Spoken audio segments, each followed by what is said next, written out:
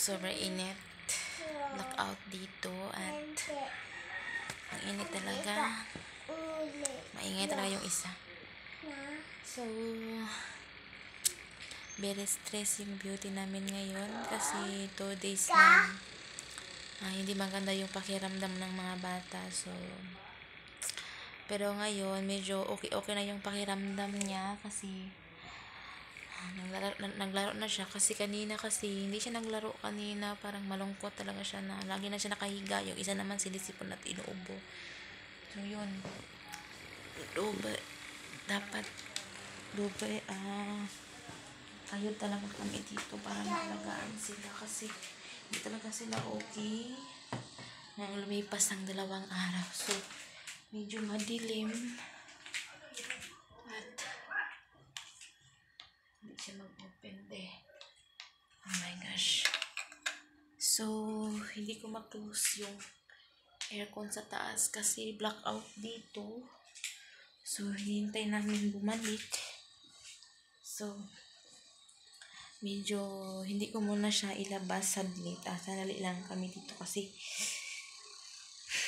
siya, medyo mainit pa sa labas at bawal siya labas. Yan, bakit? Mag-change muna tayo diaper nak para maglabas tayo. Hindi muna tayo maglabas kasi masyadong mainit sa labas. So uso talaga ngayon uso talaga yung pakiramdam ng mga tao. Magkalagnat, ganun ba? Simple. Okay ka na? So kanina kumain na po siya tapos uminom na po siya ng gatas at hindi na po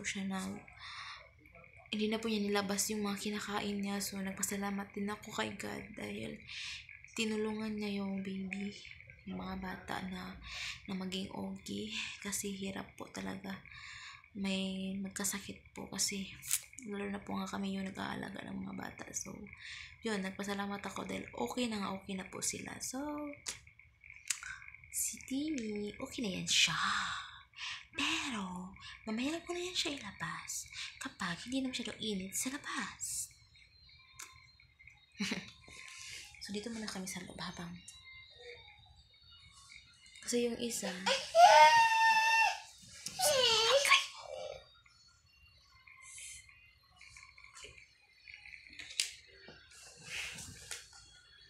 ay kabayo kas lang. So medyo may iso talaga So i-clip ko lang yung mga dito kanina kasi yung dumi siya. Pimang talaga to. Bakit? Remove.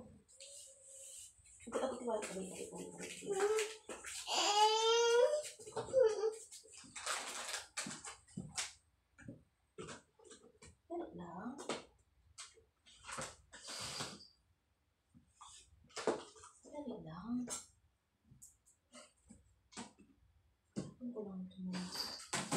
Excuse me.